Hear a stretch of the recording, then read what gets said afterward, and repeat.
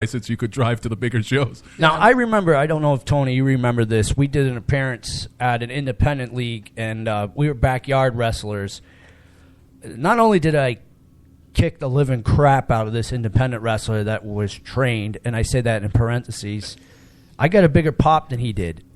And it pissed. I'm not going to say the guy's name because the federation's long gone. It doesn't matter. It doesn't matter. There's a lot of people exactly like this. And it pissed the promoter off to the point where he asked us not to come back because we outshined his wrestlers. Right, because those wrestlers, like you, perfect word, generic.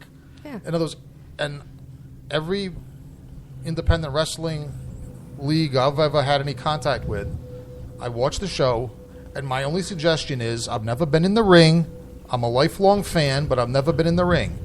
But all I can say is that as an observer, and I hate to say this, character is at least as important. See, and I want to say more important. It is more important. I don't want to say that because I like my favorite pro wrestlers have always done both. Yeah. Great character, great ring skills. But the problem with all these generic wrestlers is, number one, they don't concentrate on their character. Number two, my other criticism, but they're mediocre for a reason. Or maybe it's as a result of being mediocre. What they do is they try to imitate slavishly the WWE. Yeah. Yep. They don't try to get their own characters going. No, they don't have their own characters. They don't have their own finishing moves. They don't have their own... Sometimes it's even down to the names. Yeah, I mean, that's contemptible. But even if they manage to come up with, some hacked off name, I mean, I don't want to see an independent show where all the wrestlers are duplicating clotheslines, Spears, I hate super kicks. Everybody does them. I hate super kicks. I honestly do. I hate super kicks. And now I'm talking. I won't tell you how long I've been on this earth. Chuckles admits to 5 reincarnations, okay? But I've been a wrestler for a long time. A wrestling fan for a long time. There's not too many things I hate worse than the super kick. I mean, Shawn Michaels, okay. He was the first one.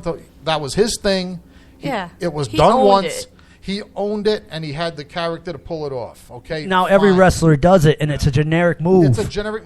This is the. Thank you, Chuck. This is the problem, Chuckles. Most of the finishing moves, most of the moves that should be finishing moves, are now. Would you agree? Are now generic moves. Correct. Like one of my friend's finishing moves, a neck breaker, is a generic move. But if Rick Rude put that on you, you were done. Yeah. It was your neck was broken. Yeah. That's why it was called a neck breaker. Not I get up and don't sell it. Yeah. No, that's one thing I will criticize Ring of Honor for. I think it's the best of the leagues now, but Ring of Honor has a bad case of that. Finishing move followed by finishing move followed by finishing move. In other words, it's a whole series of a lot of matches or a whole series of finishing moves. Yeah, your finishing move shouldn't be halfway through your match. Well, what I'm saying is that the finishing moves are not finishing moves anymore. Correct. They're generic moves. In other words, I've watched a couple of Ring of Honor main events where there had to be like a series of like 5 finishing moves in a row.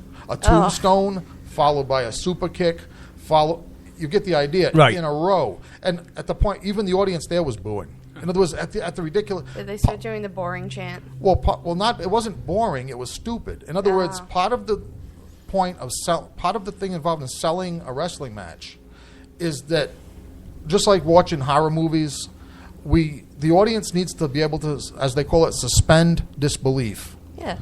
And the great wrestlers all knew how to make us do this. Even Hulk Hogan, the stuff he did in the ring, it was not possible, but he made us believe it. And the wrestlers today don't know how to do that. And the reason because they don't know how to do that, it's like 5 finishing moves in a row. It's like, I wish they'd stop it. Yeah. There are some gentlemen, and I will talk about that when we're coming up next after this next song break, that have started to pay attention to this, and character development and finishing moves are not all that's part of their repertoire, and I see them carrying on to become the next big thing.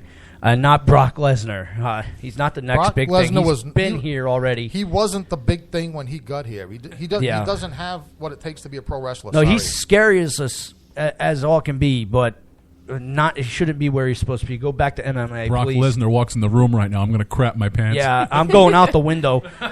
So let's go down to a little Dio, rest his soul, here on Chuckles Crypt, a little Evil Eyes.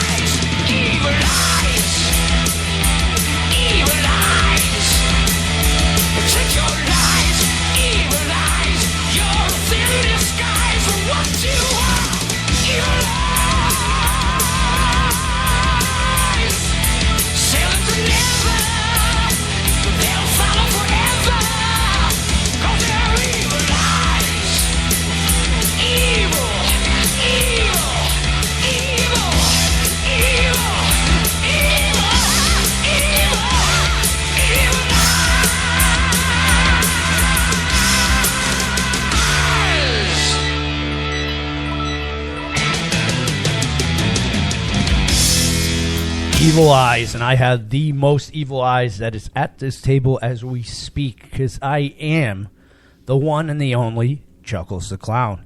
And you are listening to Chuckles Crypt here on Rhode Coming up next, of course, the Haunted Cabaret, and we got some good stuff for you with that. Isn't that right, Mr. Garner? Oh, absolutely. Some spine-chilling, great... Spine-chilling, tasteless horror. Love it. We can promise. We love that.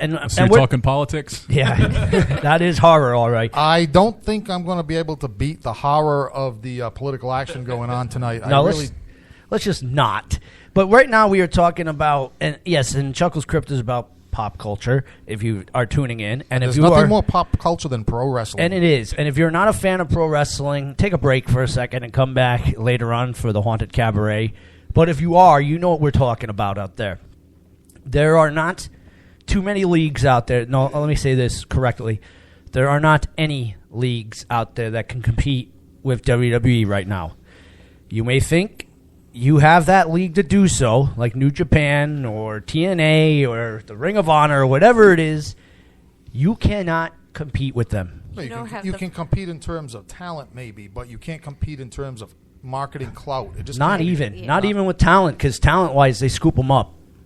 Yeah, And if that- you're awesome and in here's- Japan, Good point, you're good in point. WWE in 2 weeks. Yeah, here's a great example of that. Like Lacey just said, we just scooped up, well, not we, WWE just scooped up New Japan's top star.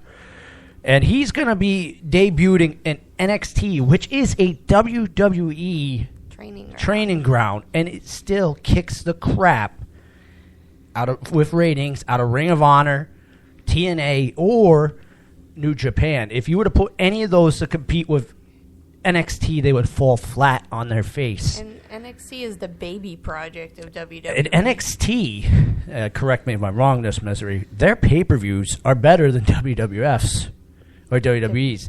They are far better. Finn Balor, their world champion. Balor's awesome. That guy's amazing. Their divas are actually scary. They're not these pris little... Our thing. favorite tag team over there, the Italian boys there, Oh, Swaff. Swaft. They're pretty funny. I like Great. them. Their tag teams are actually tag teams, not just people put together.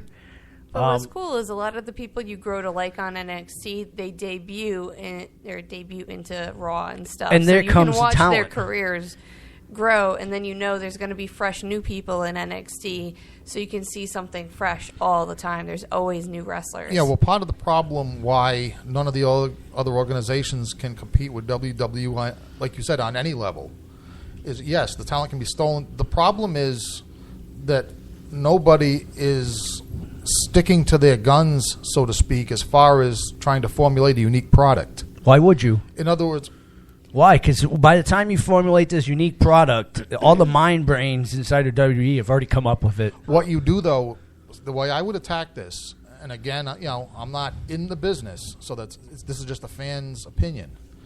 But generally speaking, in business, now WWE, as we all know, has gone the Walt Disney family-friendly Yes. route as far as their product. Am I correct on that? Correct. Very Right. much so. So it seems to me that there is a place in pro wrestling for a league like the old ECW. Now, I'm not saying do the same thing, But the true hardcore. there's a place for another league that makes a product unacceptable to the WWE Yeah. and sticks with it. Yeah, that's the problem is sticking with it because TNA Exactly started doing that and then they Yes. fell back on their face. They had Hulk Hogan and Eric Bischoff in the mix. Yeah. And they stopped, and the damage was already done when they took that ring and turned it into a four-sided ring. Their They whole lost little so kitsch many was people the because six-sided ring. we looked forward to seeing something different out of the six-sided ring, seeing that cage come down with the weapons attached to it, Yeah. and how this guy was going to get up and brutalize the next guy with the weapons. But somewhere along the line, they lost that chemical and that formula. That they lost that formula. And I'll tell you- when two people, if I'm not mistaken, showed up at TNA like a virus into the body. As much as that virus was there, like herpes germs in a sexual episode. but they did it. Hulk Hogan, they did it, but they Yes. fell victim to the siren song of more money equals Hulk Hogan and, for some reason, Eric Bischoff. In other words, having those two characters in there is like I said, it's like catching the flu. You know what I'm saying? It's like a healthy body that catches the flu. It's not. It's going to lead to pneumonia, and you're not going to survive unless you get rid of it really quick.